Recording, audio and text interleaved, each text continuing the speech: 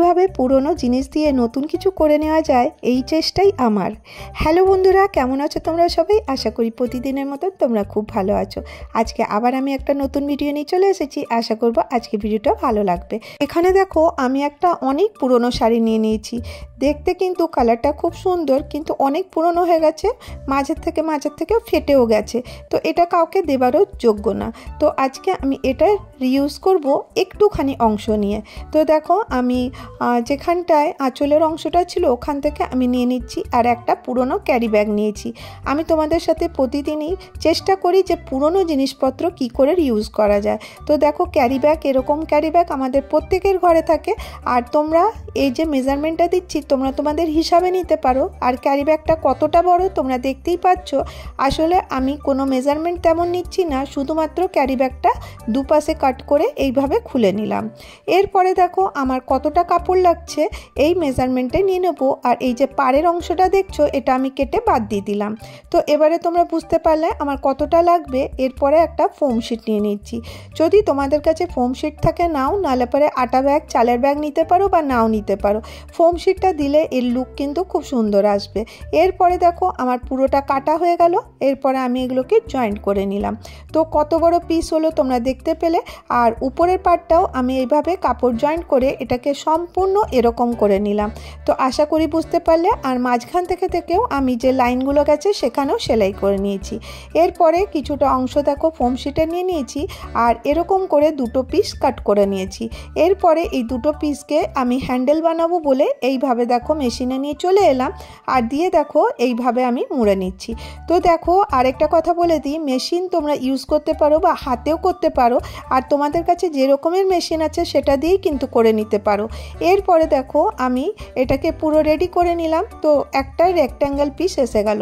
এরপরে আমি মাঝখানটাতে এইভাবে দাগ দিয়ে দিচ্ছি যাতে আমার মিডিল পয়েন্ট পাওয়া যায়। আর চেনটা কিভাবে লাগাচ্ছি দেখো, একদম অন্যভাবে এই রকম করে চেনটা এখানে আমি সেলাই করে দেবো। একটু মুখটা বার করে আমি সেলাই করে দেবো। তো আশা করি তোমরা বুঝতে পারছো। স্ক্রিনে একটু ভালো করে দেখো, তাহলেই তোমরা বুঝতে পারবে আমার মুখে বলার থেকে। এরপরে এই পাশের অংশটা আমি এইভাবে ধরে এই জিপটা এর মধ্যে লাগিয়ে দেবো। যদি তোমাদের মেশিনে লাগাতে অসুবিধা হয় তোমরা কিন্তু হাতেই জিপটা লাগাতে পারো। আমি তোমাদেরকে দেখাই, প্রথমে মেশিনে আমি লাগিয়ে দেখাচ্ছি। এরকম করে আমি চেপে ধরে নেওয়ার পরে এটা লাগিয়ে দেবো। তো জিপটা তো মোটামুটি লেগে গেছে, এটাকে আরেকটু টাইট করে দেওয়ার জন্য আমি এখানে দেখো ছুঁচ সুতো দিয়ে তোমাদেরকে দেখিয়ে দিচ্ছি কিভাবে জিপটা লাগাবে। দুপাশটাই কিন্তু আমি এইভাবে সেলাই করে নিলাম। তো দেখো এইভাবে সেলাই করে নেওয়ার পরে আমার এটা রেডি হয়ে গেল। এরপরে আমাকে এটার হ্যান্ডেলটা লাগাতে হবে। হ্যান্ডেল তোমাদের ইচ্ছা মতন সাইজ নেবে।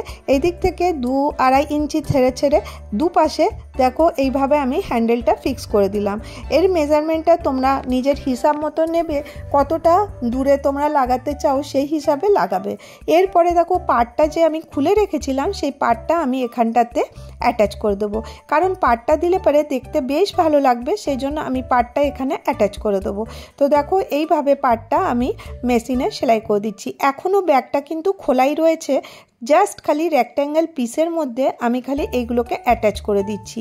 খুবই সহজ এই ব্যাগটা বানানো, আর কিন্তু দেখতে হেভি লাগবে।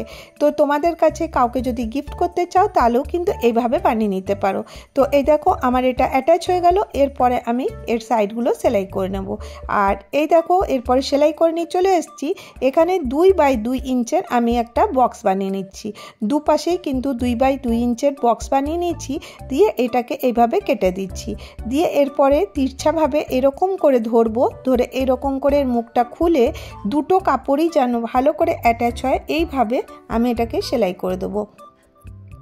দেখো আমার সেলাইও কমপ্লিট হয়ে গেল। এরপরে যে আমি এক্সট্রা সুতো ছিল কেটে দিলাম। এরপরে মাঝখানে যে জিপটা খুলে রেখেছিলাম এরপর থেকে আমি এটাকে উল্টো করে নিলাম।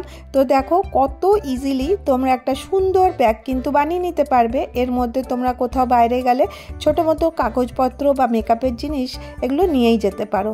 তো দেখো কতটা কিউট একটা ব্যাগ তৈরি হয়ে গেছে। আশা করব তোমাদেরকে এই আইডিয়াটা ভালো লেগে থাকবে। যদি ভালো লেগে থাকে তাহলে কিন্তু একবার করে বানিও। বানাও, তো তোমাদেরকে খুব ভালো লাগবে। এরপরে নেক্সট আইডিয়াতে চলে আসবো। আরেকটা ব্যাগ তোমাদের সাথে শেয়ার করব। আরেকটা ক্যারি ব্যাগ নিয়ে নিয়েছি। তো দেখো এই রকমের ক্যারি ব্যাগগুলো আমরা ফেলেই দিই। এরপরে দেখো আমি ক্যারি ব্যাগের মুখের উপরটা কেটে নিলাম, আর এরপরে সাইড দুটোকেও কেটে নেব। আমি তোমাদেরকে মেজারমেন্ট এই জন্য বলছি না, কারণ তোমরা কত বড় ক্যারি ব্যাগের করবে সেটা তোমাদের উপর ডিপেন্ড করছে। এরপরে ফোম শিট নিয়ে নিলাম। ফোম শিট তোমরা মার্কেটে ইজিলি পেয়ে যাবে, লোকাল মার্কেটে। আর যেখানে ক্রাফটের জিনিস বিক্রি হয়, তারপরে সেলাইয়ের জিনিস বিক্রি হয়, ওখানেই পেয়ে যাবে।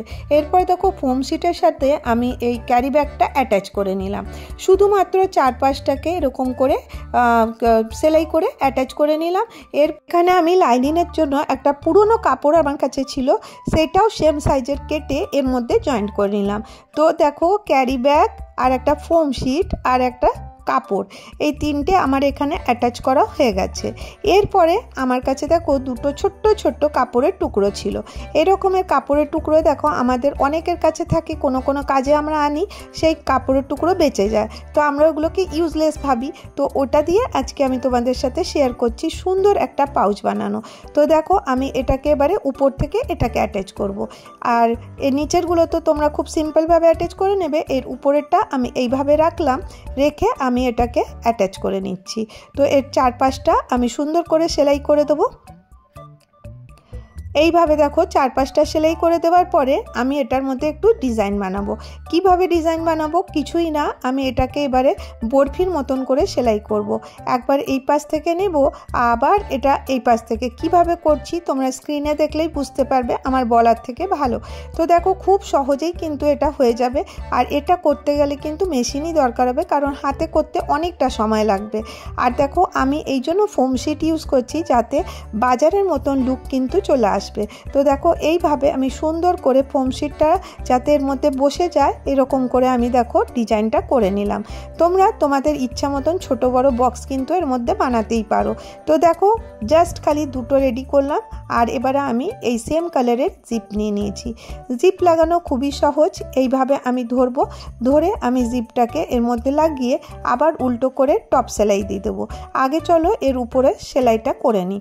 তো দেখো এইভাবে রাখবো, রেখে আমি মেশিনের মধ্যে সুন্দর করে এটাকে সেলাই করে নেব। একটু জিপটা খুলে খুলে সেলাই করবে, তাহলেই কিন্তু ইজিলি মেশিনের মধ্যে সেলাই করে নিতে পারবে। তো জিপটা না খোলা থাকলে এটাতে সেলাই করতে অসুবিধা হবে। একটু করে জিপ খুলে নেওয়ার পরেই দেখবে ইজিলি এটা কিন্তু লেগে যাচ্ছে। এইভাবে দেখো অপর পাশটাও আমি সেলাই করে নেবো। প্রথমে এর উপরে টপ সেলাইটা দিয়ে দেবো। টপ সেলাইটা দিয়ে দিলে কি হবে, এই যে জিপটা খুব সুন্দর বসবে। আর এরপরে আবার একটা পার্ট নিয়ে আমি এখানে এই দুটোকেও সুন্দর করে অ্যাটাচ করে দেবো। এটা যেরকম করে করেছিলাম ঠিক সেইভাবেই আবার আমি মেশিনে রেখে এটাকে এরকম করে একটু খুলে খুলে জিপটা লাগিয়ে নেব। তো দেখো আমার জিপ লাগানো হয়ে গেছে, আশা করি তোমরা বুঝতে পারছো। আর একটু অংশ দেখো আমি খোলা রেখেছি, এখানে দেখো আমার একটু ভুল হয়ে গেছিলো। একটু বেশি করে খোলা রাখবে, তারপরেই কিন্তু 3-5টা জয়েন্ট করে দেবে। কারণ যদি খোলা না রাখো, এটা যখন উল্টো করব খুব অসুবিধা হবে। তো দেখো আমি অনেক কম জায়গা রেখেছি। আর এবারে কি করব, এখানে আমি 1.5x1.5 দুটো বক্স বানাবো। এটা আমরা কেন করি, এটা আমাদের বেস বানাবার জন্য। বেস বানালে কি হয়, ব্যাগটার লুকটাও খুব সুন্দর আসে, আর এটা মানে দেখতেও খুব ভালো লাগে, আর অনেক জিনিসের মধ্যে চলে আসে। তো দেখো এইভাবে আমি 1.5x1.5 দুটো বক্স দুপাশে বানিয়ে নিচ্ছি। আর এখান থেকে আমি এটাকে কেটে দেব। যখন সব সেলাই হয়ে যাবে তারপরেই আমি এটাকে কাটবো। আর এরপরে যেরকম আগেরটা করেছিলাম, এইভাবে তিরছা করে এরকম কর্নার কর্নার ধরে এটাকে সুন্দর করে চেপে এরপরে আমি এর মধ্যে 2 থেকে 3টে সেলাই দিয়ে দেবো, যাতে এটা মজবুত হয়ে যায়। তো দেখো এইভাবে আমি দুপাশেই সেলাইটা করে দেব। আর এটা দেখো একটু শক্ত হবে, মানে ধরতে অসুবিধা হবে, কিন্তু এটা মেশিনে দিয়ে করলে কিন্তু খুব ইজিলি হয়ে যাবে। এইভাবে দেখো আমি ধরছি, কারণ এর মধ্যে অনেকগুলো কাপড় হয়ে গেছে, ফোম শিট তারপরে ক্যারি ব্যাগের কাপড়টা, সেই জন্য একটু মোটা হয়ে গেছে। এইভাবে সুন্দর করে ধরে আমি 2-3টে সেলাই এর মধ্যে দিয়ে দিচ্ছি।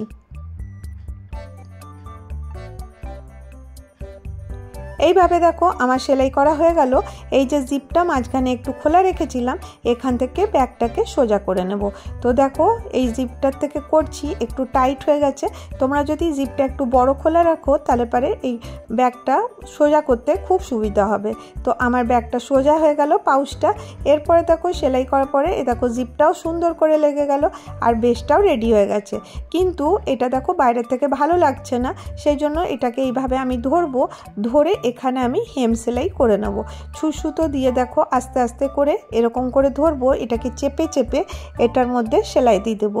আমি এই জন্য চেষ্টা করছি যেন এটা একদম বাজারের মতন ফিনিশিং আছে। তো দেখো আমরা পাউচ আমরা বাজার থেকে কিনে আনি পয়সা দিয়ে, তাছাড়া যদি আমরা ঘরেও বানিয়ে নিতে পারি খুব ভালো হয়। এরপরে এটাকে আরেকটু সুন্দর করতে চাই আমি, সেই জন্য আমি গোল্ডেন কালারের থ্রেড নিয়ে নিয়েছি, নিয়ে আমি এখানে কিছু পুঁতি নিয়ে নেব। পুঁতি আমাদের দেখবে অনেকের বাড়িতে থাকে মালার পুঁতি, বা এগুলো বাজারেও কিন্তু কিনতে পাওয়া যায়, 10 টাকা প্যাকেট 20 টাকা প্যাকেট। তো এটা এনে কিন্তু আমরা এটাকে ডেকোরেট করতে পারি। যতটা সুন্দর করে ডেকোরেট করব দেখতে কিন্তু অতটাই সুন্দর লাগবে। তো জাস্ট খালি পুঁতির এক পাশে ঢুকিয়ে আমি দুপাশটা এইভাবে সেলাই করে দিচ্ছি। দেখো এইভাবে ঢুকিয়ে আমি এইভাবে এর মধ্যে থেকে উল্টো করে আবার এটাকে সোজা করে দিচ্ছি। তো খুব সুন্দর করে ইজিলি কিন্তু তোমরা এই পুঁতি লাগিয়ে নিতে পারো। তোমরা তোমাদের পছন্দ মতন কালারের পুঁতি কিন্তু এখানে ইউজ করতে পারো। আর গোল্ডেন থ্রেডটার জন্য এতটা সুন্দর লাগবে এটার লুকটা, তোমরা করে দেখো তাহলেই বুঝতে পারবে। এইভাবে দেখো আমি পুরো বক্সের মধ্যে মধ্যে আমি পুঁতিগুলো লাগিয়ে দেব, আর খুব সহজেই লেগে যাবে, একটু সময় দিয়ে করে নিতে হবে। তো দেখো আমি পুরো পুঁতিগুলো এর মধ্যে রেখে দিলাম, লাগিয়ে দিলাম। এরপরে আমার মেকআপের জিনিসগুলো এর মধ্যে রেখে দিচ্ছি। তো আশা করি তোমাদেরকে আজকের আইডিয়াগুলো ভালো লেগে থাকবে। যদি ভালো লাগে তাহলে একটা করে লাইক করে দাও, আর যদি অনেক ভালো লাগে চ্যানেলটাকে সাবস্ক্রাইব করে নাও। আবার দেখা হবে নেক্সট ভিডিওতে। ভালো থেকো, সুস্থ থেকো।